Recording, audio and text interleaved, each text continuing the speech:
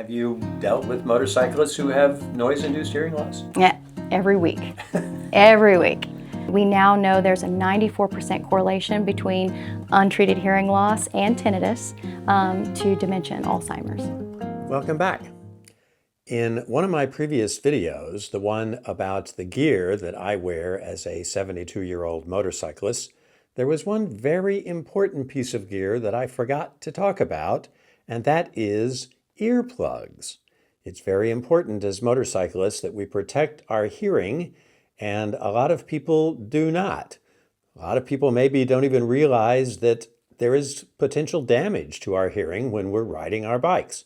So I did a little research, and I looked at the website of the National Campaign for Better Hearing, that's here in the US, and one of the questions is, according to riding a motorcycle, the question was, the biggest risk to your hearing is exhaust and engine noise. That's not right. According to the website, it's actually the wind noise. And in fact, there are many sources that will tell you that the wind noise is the greater risk to your hearing. So how does wind noise damage your ears? Well, according, again, to the National Campaign for Better Hearing website, the noise levels under a motorcyclist's helmet are very high as 110 dB, and they increase rapidly with road speed. This can cause hearing loss after just 1 hour. And once you lose your hearing, there's no getting it back. It's not something that recovers later. Wearing a helmet alone does not provide adequate hearing protection.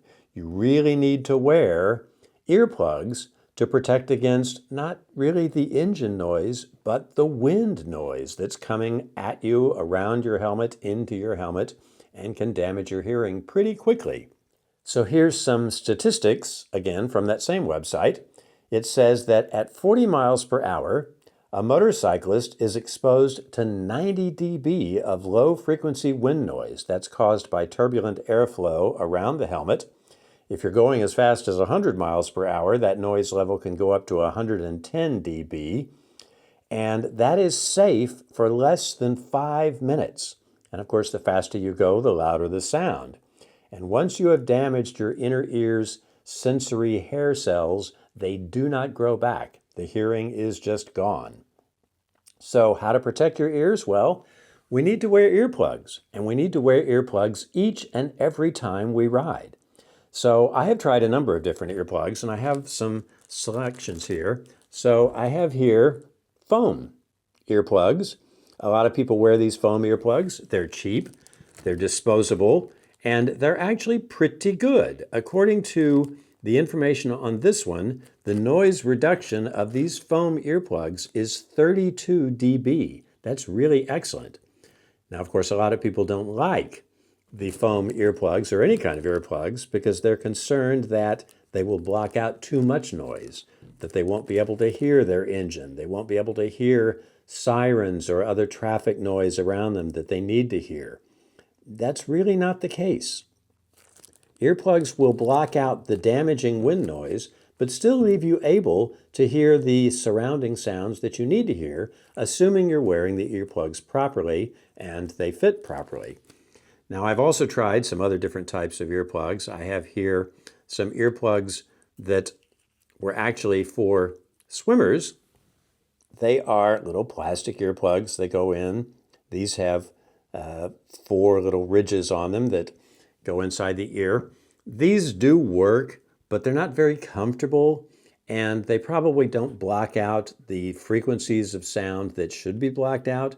They're really for swimmers. They're really intended to keep the water out of the ear, not to keep so much noise out of the ear. So although I tried them, they don't really work for me. Another thing that swimmers use is silicone balls that you can smash down, and then you smash them into your ear, and they really do work. They will block out all the noise that you need to protect yourself from.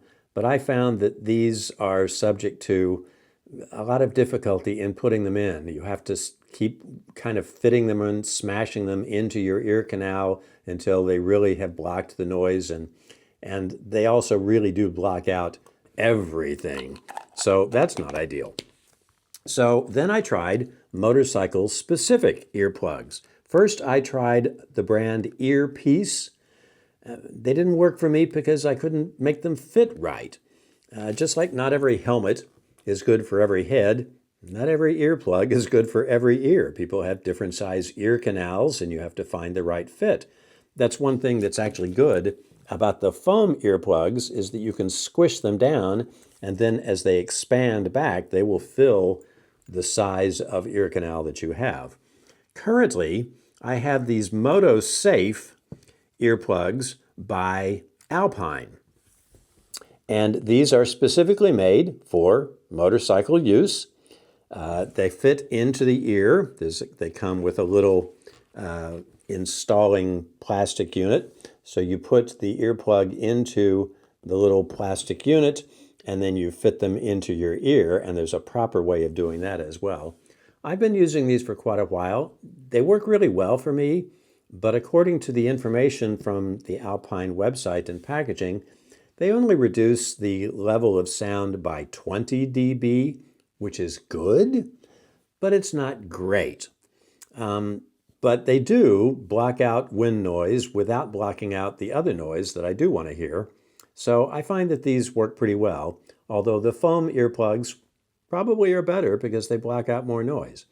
Now, in terms of properly inserting earplugs, the way that I do these is works for me, and I've found a number of people do this, and I actually found a video that someone saw Valentino Rossi doing exactly the same thing. I lick it because I find that a little moisture on the earplug helps it seat properly. So I just give it a little lick like that, and then you have to reach around to the back of your head with your other hand and insert the earplug until it's nice and firm in there, and then you can remove the little plastic installing unit. And then they come out very simply. There's a little thing on the end of it that you can grab and pull out of your ear, and so it's very easy to remove them. But you have to do that over the head, pull the ear, and then insert it to get a good fit on any earplug, including these foam earplugs, which you have to roll down, and then again, lift that ear, fit them in there, and then let them expand in order to fill that ear canal and do the best job. So, we must wear earplugs on every ride. Should you take my word for it? Absolutely not. We should talk to an expert, and we're going to. Let's do that now.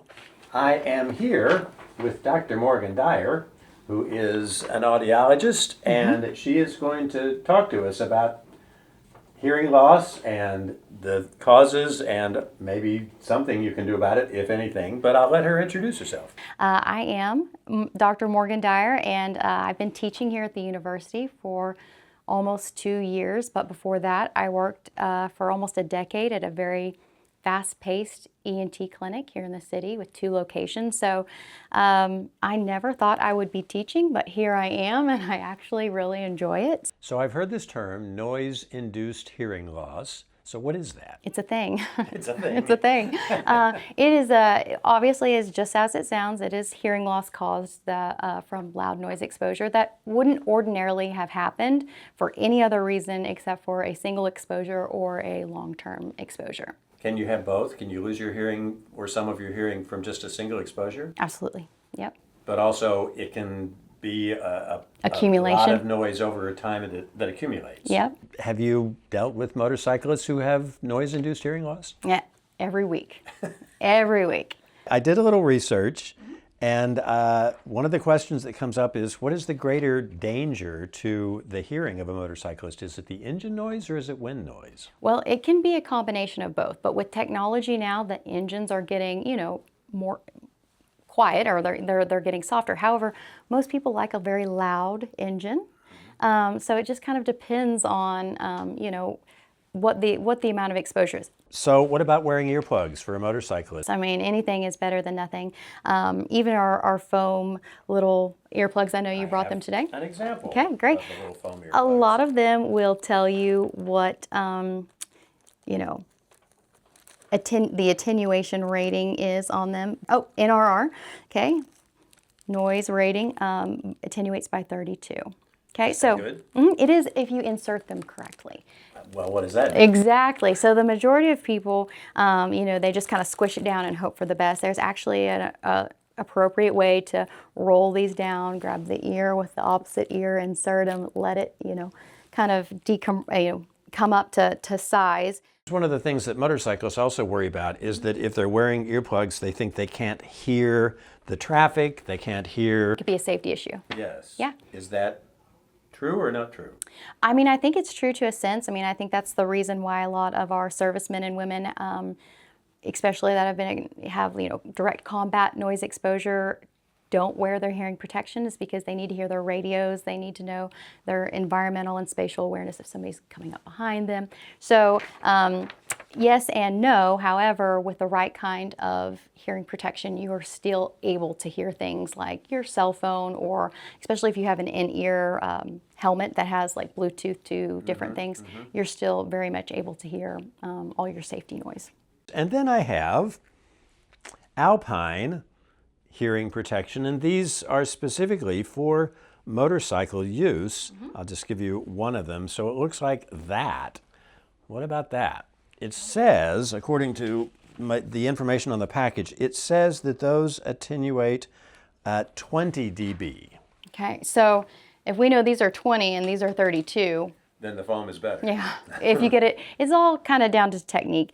I encourage most of my patients who, for recreational purposes, spend a lot of time on their bike to invest in a really good pair of custom hearing protection, because then there's no guesswork in it. They click in, they're custom to you, they're good for, 10 years. You can clean them with soap and water, and you never have to worry, especially because most of these are a one-size-fits Oh, and which they don't. or no one, or most of them are, so you kind of are at the mercy of your own ear canal, and just, if you're having any swelling in your canal for the day, for, seasonal allergies or anything of that nature. So it is really best to, get your customs. However, I always say something is better than nothing. The biggest thing is that Johns Hopkins just released this huge research packet within the last decade. We now know there's a 94% correlation between untreated hearing loss and tinnitus to dementia and Alzheimer's.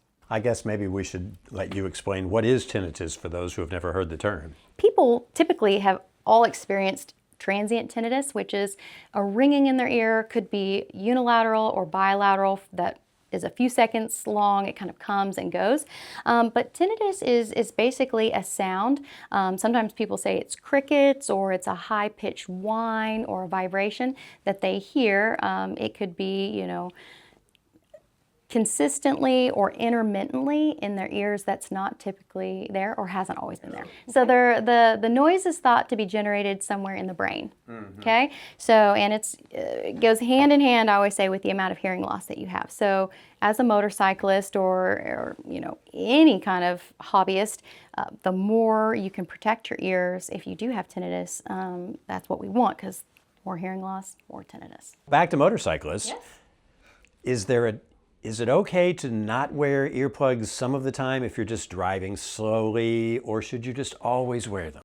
That's a great question, because we live in Oklahoma. It's very warm and hot, and sometimes people think, it feels cumbersome, I'm sweating. If you're going to go at slow speeds, it's much better than being on the highway going as fast as you can. But a lot of times, as an audiologist, I always say wear your hearing protection. Yeah. So where does that leave us? It leaves us wearing the earplugs.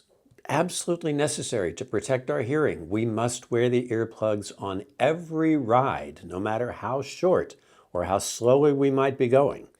Because once you lose your hearing, there's no getting it back.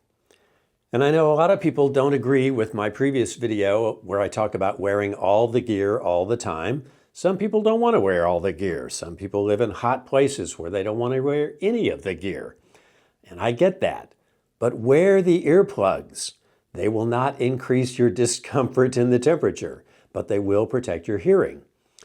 And even if you do wear a helmet, wear the earplugs anyway, because the helmet will not protect you from the wind noise, and your ears can still be damaged. And of course, if you don't wear a helmet at least put in the earplugs to protect your hearing. In another one of my videos, I talk about the necessity of staying mentally engaged in life in order to protect against dementia and Alzheimer's.